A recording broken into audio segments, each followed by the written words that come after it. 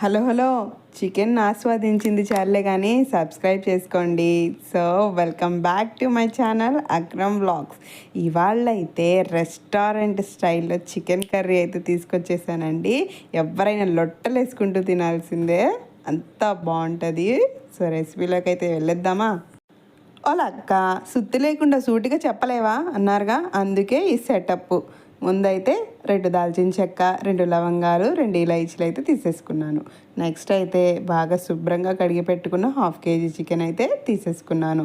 Next 2 medium size onions అయితే తరిగేసుకున్నాను. 2 బాగా పండిపోయిన టమాటాలు అయితే కట్ చేసేసుకున్నాను. 2 పచ్చిమిర్చి, 1 రెమ్మ కరివేపాకు, ఇంకా తగినంత కొత్తిమీర, దాంతోపాటు 1.5 స్పూన్ జింజర్ గార్లిక్ పేస్ట్ తీసేసుకున్నాను. ఫైనల్గా ఒకసారి లుక్ వేసేసుకోండి ఇంగ్రీడియంట్స్ అన్నీ, మళ్ళీ చెప్పను. నెక్స్ట్ అయితే కడాయి పెట్టేసుకొని 3 టేబుల్ స్పూన్ల ఆయిల్ అయితే వేసేసుకోండి. కడాయి బాగా వేడైన తర్వాత వేసుకోండి.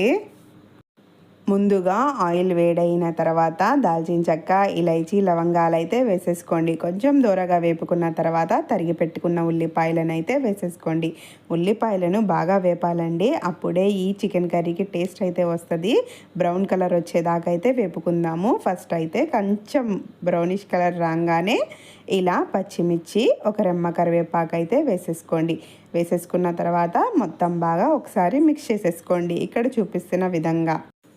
ఈ చికెన్ కర్రీకి ట్రిక్ ఈ ఉల్లిపాయలేనండి. సో బాగా వేపుకోండి. నెక్స్ట్ అయితే మధ్యలో ఇలా ప్లేస్ చేసేసుకొని 1.5 స్పూన్ జింజర్ గార్లిక్ పేస్ట్ అయితే వేసేసుకోండి. వేసేసుకున్న తర్వాత ఉల్లిపాయలతో బాగా మిక్స్ చేసేసుకోండి. మసాలా అనేది వేగాలండి. పచ్చివాసన పోయిన తర్వాత ఇలా తరిగి పెట్టుకున్న టమాటాలు అయితే యాడ్ చేసేసుకోండి. టమాటా మగ్గడానికి నేనైతే ఇక్కడ మూత పెట్టేసుకుంటున్నానండి. ఒక 2 నిమిషాల పాటు మూత పెట్టేసుకుంటే టమాటా అయితే బాగా మగ్గిపోతుంది. నెక్స్ట్ ఒక 2 మినిట్స్ తర్వాత మూత తెరిచి చూస్తే ఇలా ఉందండి. టమాటాలు అయితే బాగా స్మాష్ చేసేసుకోండి. సో మళ్ళీ మగ్గడానికి ఒకసారి అయితే మూత పెట్టేసుకోండి. 2 మినిట్స్ తర్వాత టమాటాలు అయితే బాగా మగ్గిపోయాయి కదా. ఇప్పుడు మీ టేస్ట్కి సరిపడినంత సాల్ట్, కొంచెం పసుపు వేసేసి బాగా మిక్స్ అయ్యేటట్టు గరిటెతోటి తిప్పేసుకోండి. తిప్పేసుకున్న తర్వాత మనం తీసుకున్న 1/2 కేజీ చికెన్ అనేది ఇందులోకి డైరెక్ట్గా వేసేసుకోండి. వేసేసిన తర్వాత ముక్కలకి బాగా ఉల్లిపాయ మసాలా పట్టేటట్టు ఇక్కడ చూపిస్తున్నట్టు బాగా అయితే మిక్స్ చేసేసుకోండి. ఇప్పుడు మంచి గడ్డు కారాన్ని అయితే పైన చల్లేసుకొని బాగా కలిపేసుకోండి. నీసులోకి అయితే గడ్డు కారాన్ని మించిన కారమే లేదనుకోండి. ముక్కలకి ఆ గడ్డు కారం పట్టి ఆ వచ్చే టేస్ట్ అబ్బాబ్బాబ్బా మాటలో వర్ణించలేనిదండి. నెక్స్ట్ అయితే కారం బాగా మిక్స్ చేసేసుకున్న తర్వాత ఒక మూత అయితే పెట్టేసుకోండి. మూత తెరిచి ఓ 2 మినిట్స్ తర్వాత చూస్తే చికెన్లో నుంచి వాటర్ అయితే ఊరాయి. ముక్క కూడా కొంచెం గట్టిపడింది, చూసారా? అలా అయితే గట్టిపడాలండి. ఇప్పుడైతే మనం తరిగి పెట్టుకున్న కొత్తిమీరని కొంచెం అయితే పైన చల్లేసుకోండి, ఇంకొంచెం ఉంచుకోండి. నెక్స్ట్ అయితే మూత పెట్టేశాను. మూత పెట్టేసిన తర్వాత చూసారు కదా ముక్కలు అయితే బాగా గట్టి పడిపోయాయి. ఇప్పుడైతే వాటర్ యాడ్ చేసేసుకుందామండి.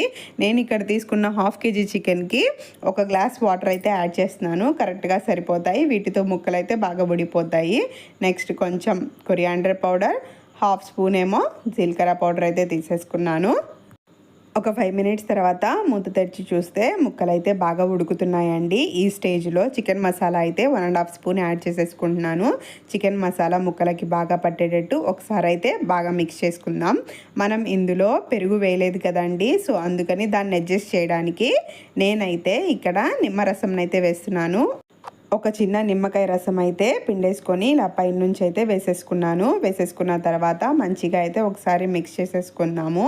ఇప్పుడు లాస్ట్ ఎండింగ్లో అయితే గరం మసాలా 1 స్పూన్ అయితే వేసేసుకుందామండి. పైన ఇలా చూపిస్తున్న విధంగా చల్లేసుకోండి. దీనివల్ల టేస్ట్ అయితే మరింత ఎన్హాన్స్ అవుతుందండి, చాలా బాగుంటుంది. ఇక్కడ నేనైతే ఒక ముక్కని కట్ చేస్తున్నాను, చూడండి బాగా ఉడికిపోయింది. నెక్స్ట్ అయితే మూత పెట్టేసుకొని ఒక 2 మినిట్స్ సిమ్ మీద అయితే పెట్టేసుకుందాము. చూసారు కదా ఆయిల్ అయితే సపరేట్ అవుతుంది. ఈ స్టేజ్లో కొత్తిమీర అయితే పైనుంచి చల్లేసుకోండి. మేము కొంచెం కొత్తిమీర ఎక్కువే తింటాను, సో అందుకని కొంచెం ఎక్కువ కొత్తిమీర వేసేసుకున్నాను. నెక్స్ట్ అయితే స్టవ్ ఆఫ్ చేసేసుకోవచ్చండి. ఈ కొత్తిమీర వేసేసాక ఒకసారి అయితే మిక్స్ చేసేసుకోండి. వేడి వేడి అన్నంలో ఈ చికెన్ కర్రీ వేసుకొని తింటుంటే అబ్బబ్బా దేనికైనా రాసి పెట్టి ఉండాలిలేండి. సో ఈ చికెన్ కర్రీ మీ ఇంట్లో తప్పకుండా ట్రై చేస్తారుగా? ట్రై చేయండి. ట్రై చేసి ఎలా వచ్చిందో కామెంట్ సెక్షన్లో చెప్పడం అయితే మర్చిపోబాకండి. సో నా వీడియో కనుక మీకు నచ్చినట్టయితే please like, share and subscribe అండి. Thanks for watching. బాయ్.